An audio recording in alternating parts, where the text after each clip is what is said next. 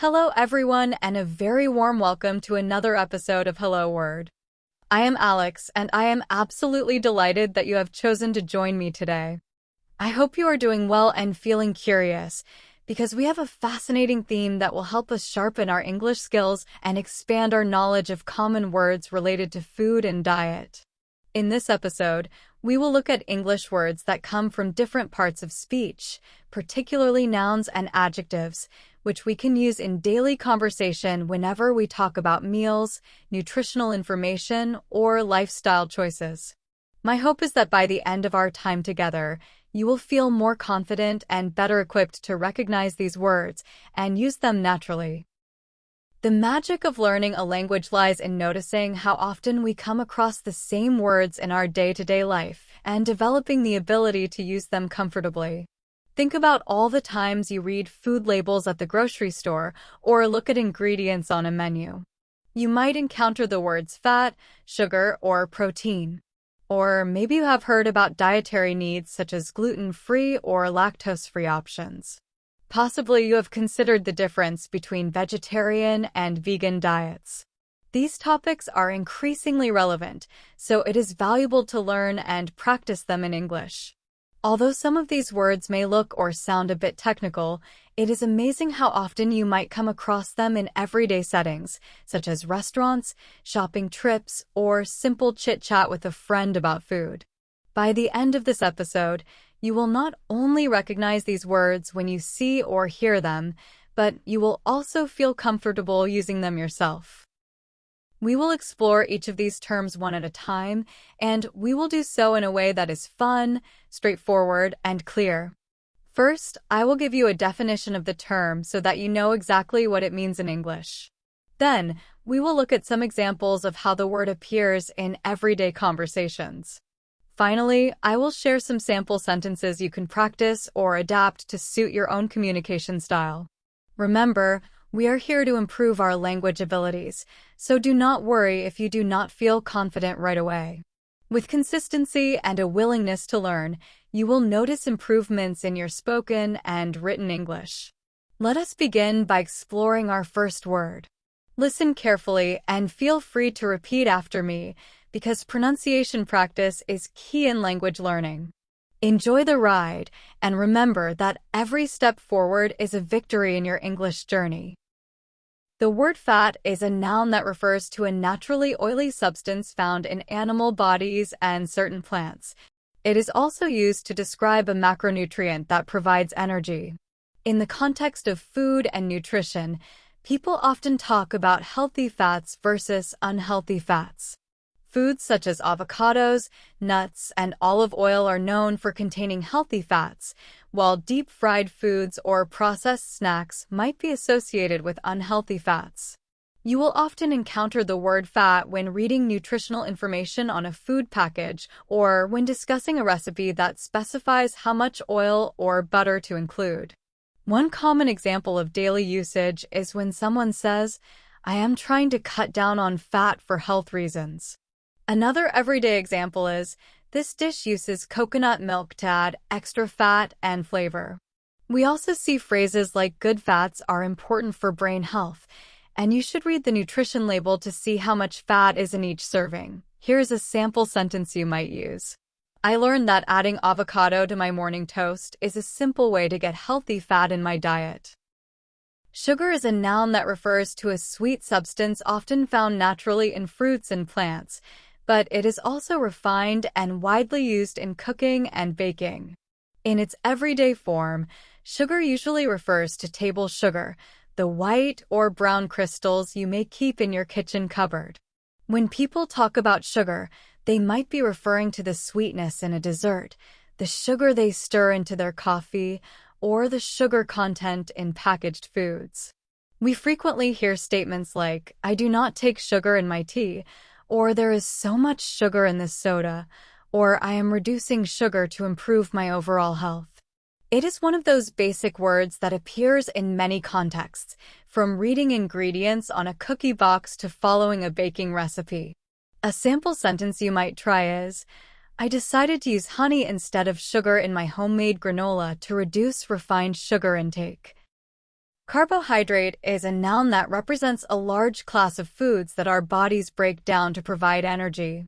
It includes sugars, starches, and fibers commonly found in fruits, grains, vegetables, and milk products.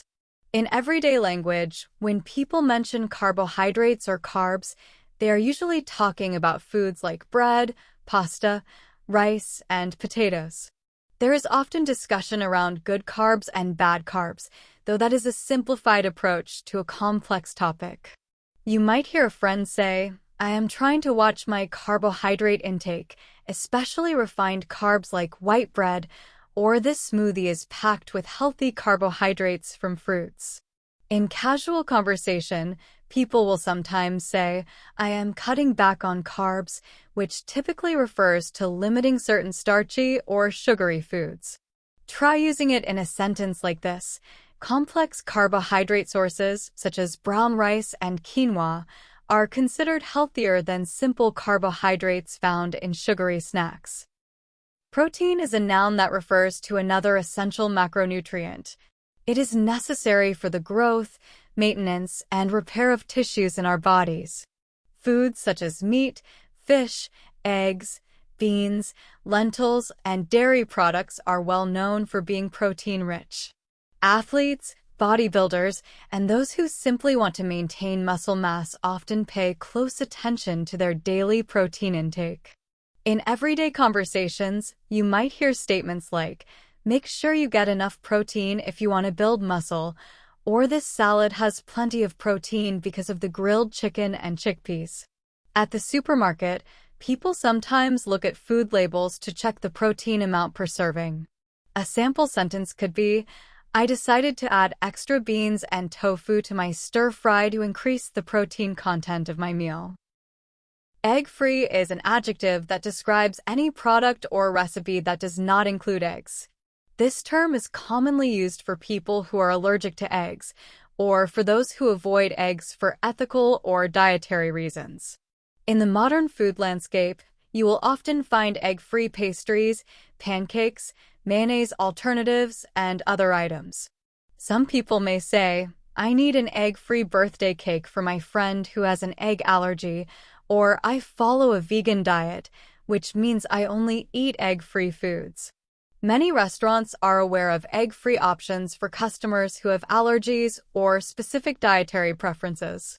A helpful sentence to remember is, "I prefer an egg-free version of pasta, so I usually check the ingredients label before buying it at the store." Sugar-free is an adjective that indicates that a product does not contain added sugar or perhaps any sugar at all, depending on regulations and labeling laws. Sugar-free products are often marketed to people who want or need to limit their sugar intake, such as those with diabetes or individuals following certain diets.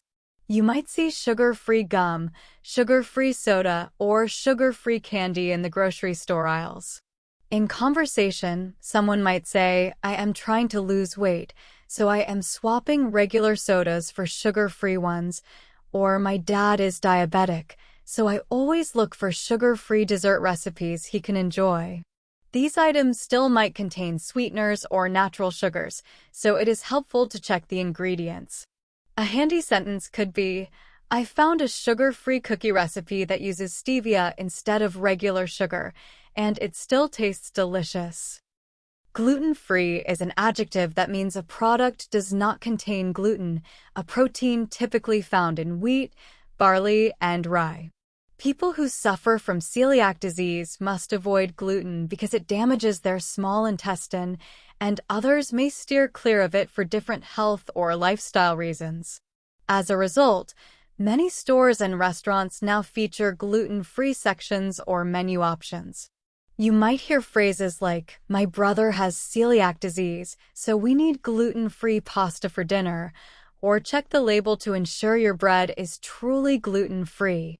It is a popular dietary trend, and you can find gluten-free pizza dough, cookies, cakes, and so on. Here's a sample sentence. "I found a great gluten-free bread recipe that uses almond flour, and it tastes surprisingly similar to regular bread."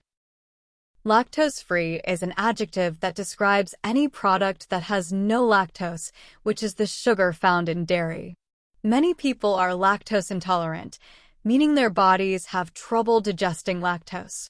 This can cause discomfort and digestive issues.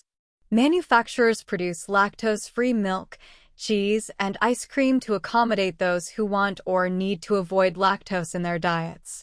In daily speech, you might hear someone say, "I usually buy lactose-free milk because regular dairy upsets my stomach," or "let us look for lactose-free ice cream so everyone can enjoy dessert."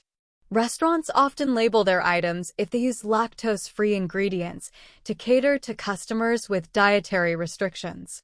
A sample sentence you can practice is, if you are lactose intolerant, you can try lactose-free yogurt that has all the taste of regular yogurt without the side effects. Dietary fiber is a noun phrase that refers to the parts of plant-based foods that our bodies cannot fully digest. Although we cannot break it down entirely, dietary fiber helps keep our digestive system healthy, promotes feelings of fullness, and can assist with regulating blood sugar levels. Foods like whole grains, fruits, vegetables, beans, and legumes are considered excellent sources of dietary fiber. People frequently mention dietary fiber when they talk about balanced eating. For instance, you might hear, "Eating more dietary fiber can help with weight management," or "whole wheat bread usually has more dietary fiber than white bread." It is a critical nutrient for overall health and is often found on nutrition labels. Here is a practical sentence. My nutritionist recommended adding more dietary fiber to my meals, so I started eating oatmeal with berries every morning. Cholesterol is a noun that refers to a waxy substance found in your blood. It is produced by the body and also comes from certain foods. Cholesterol is often categorized into good cholesterol and bad cholesterol, depending on how it behaves in your bloodstream. Foods like egg yolks, red meat, and cheese can be high in cholesterol, which is why doctors sometimes suggest limiting certain items if your cholesterol levels are high. You might hear common phrases like, "I need to get my cholesterol checked at the doctor," or "my doctor said exercise and a balanced diet can help lower my bad cholesterol." People pay attention to dietary cholesterol for overall heart health and may choose foods that are labeled as cholesterol-free. A useful sentence is, "My recent blood test showed high cholesterol, so I am trying to cut back on fried foods and incorporate more vegetables." Vegetarian can be a noun referring to a person who does not eat meat or fish, or it can be used as an adjective to describe a dish or diet without meat or fish. Vegetarians typically eat eggs and dairy products, unless they are following some variation like ovo-vegetarian or lacto-vegetarian. People choose a vegetarian lifestyle for health reasons, ethical considerations, or simply because they do not enjoy the taste of meat. In everyday conversation, you might hear someone say, "My sister has been a vegetarian for 5 years," or "Can I order the vegetarian pasta dish instead of the chicken option?" Many restaurants now clearly label vegetarian meals for convenience. Give this sentence a try. My friend is vegetarian, so I decided to cook a delicious lentil curry for our dinner together. Vegan can also function as both a noun and an adjective. A vegan person does not eat or use any animal products, which includes meat, dairy, eggs, honey, leather, or wool. Vegan food, on the other hand, is any meal that contains no animal-derived ingredients.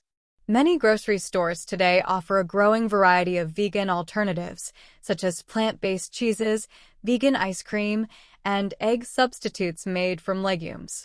You may hear statements like, "I am cooking a vegan meal for my dinner party," or "My cousin went vegan to reduce her environmental impact." Cafes and restaurants often feature vegan items on their menus.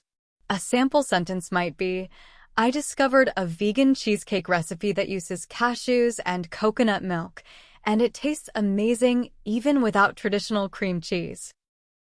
Food allergy is a noun phrase that describes an immune system response to certain foods that the body mistakenly sees as harmful. Common food allergies include peanuts, tree nuts, eggs, milk, shellfish, and wheat. Symptoms can range from mild discomfort to severe, life-threatening reactions. Because of this, people with food allergies must be vigilant about reading labels, asking about ingredients, and sometimes carrying medication. You often hear statements such as, "My friend has a severe peanut food allergy, so we have to double-check everything before we cook," or "I always inform the restaurant about my food allergy so they can prepare my meal safely." Food allergy awareness has grown, leading many establishments to label menus more thoroughly. A good sentence is, "Her son has a peanut food allergy, so she keeps an epinephrine pen in her purse just in case of an emergency." Fructose is a noun that refers to a type of sugar found naturally in fruits, honey, and some root vegetables. It is known for its sweet taste and is sometimes used as a sweetener in processed foods and beverages. While fructose is an important natural sugar, there has been debate about its consumption, especially in the form of high fructose corn syrup, which is added to many sodas and snacks. You might hear people say, "Eating whole fruits is healthier than consuming fructose from sweetened drinks," or "I try to limit added fructose in my diet to avoid blood sugar spikes." However, fructose in moderation, especially when derived from whole fruits, is generally considered part of a balanced diet. Here's a sample sentence. "Watermelon is high in fructose, but also hydrating and packed with vitamins, so I enjoy it in the summer." Glucose is a noun that describes a simple sugar which serves as an essential energy source for the body. It is found in carbohydrates and is what the body converts most dietary carbohydrates into before distributing it through the bloodstream. When people talk about blood sugar, they are referring primarily to glucose levels in the body. In common discussions, you may hear, "I am checking my blood glucose level," or "My doctor told me to watch my glucose intake because of my risk of diabetes." Foods that have a high glycemic index tend to raise your glucose quickly, while those with a lower index have a more gradual effect. Try using it in the sentence. "If my blood glucose drops too low, I feel lightheaded and need a quick snack to boost my energy." Sodium is a noun that refers to a mineral commonly found in salt. Most of the sodium we eat is in the form of sodium chloride, which is regular table salt. Although our bodies need a small amount of sodium to function, too much sodium can lead to high blood pressure and other health issues. Many processed foods contain high levels of sodium for flavor and preservation.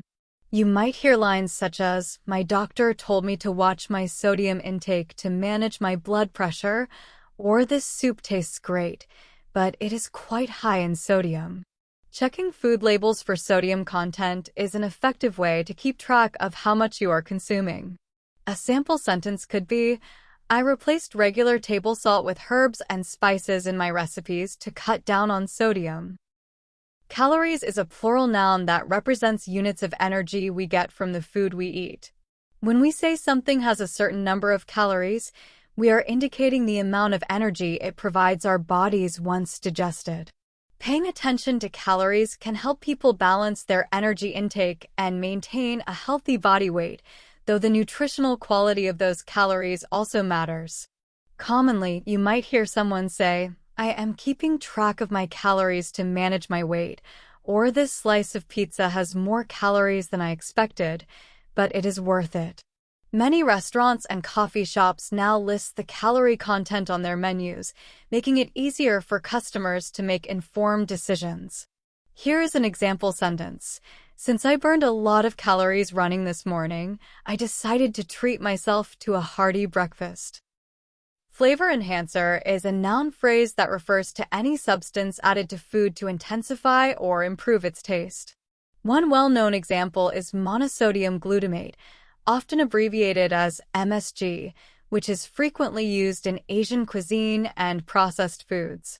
Many seasonings, sauces, and other additives act as flavor enhancers by complementing or highlighting existing tastes. In conversation, you might hear, "I like to use fresh herbs as a natural flavor enhancer," or some people claim they are sensitive to MSG, so they prefer to avoid it. Reading the labels on packaged foods can help you spot any flavor enhancers that might be present if you have particular concerns. A helpful sentence to practice is, "Sometimes a splash of lemon juice or a pinch of sea salt is enough of a flavor enhancer to make a dish truly delicious." Healthy eating is a noun phrase that describes an overall approach to consuming a balanced and nutritious diet. It typically involves focusing on whole foods such as fruits, vegetables, whole grains, lean proteins, and healthy fats, while limiting processed items high in sugar, salt, and unhealthy fats.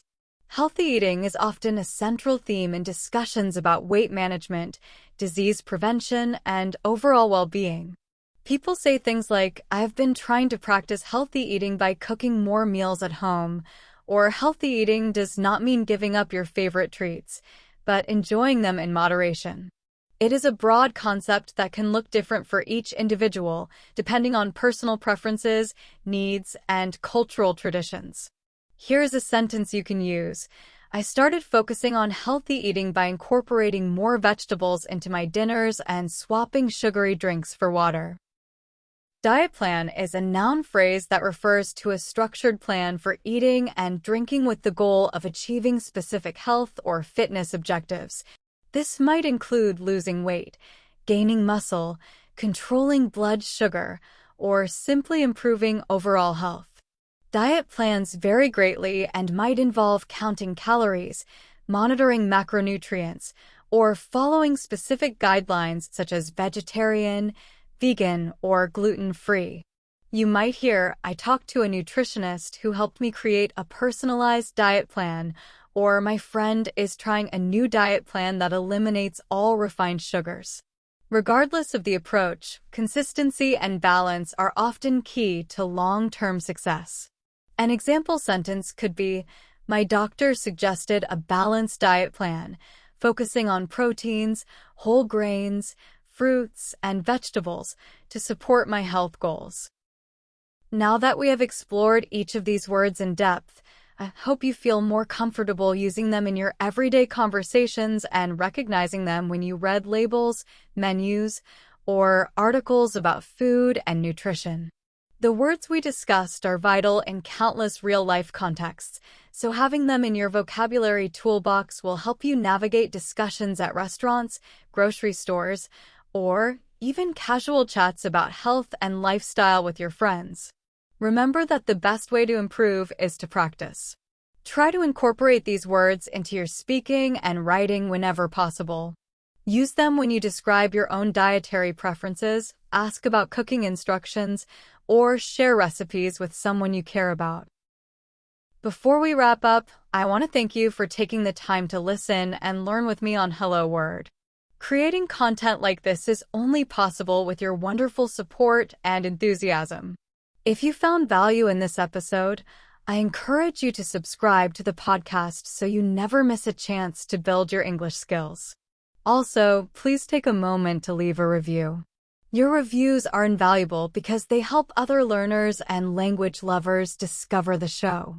By recommending Hello Word, you ensure that more people can benefit from these lessons and that we can continue to grow our vibrant community of English enthusiasts. Thank you again for being part of today's journey into food and diet-related vocabulary.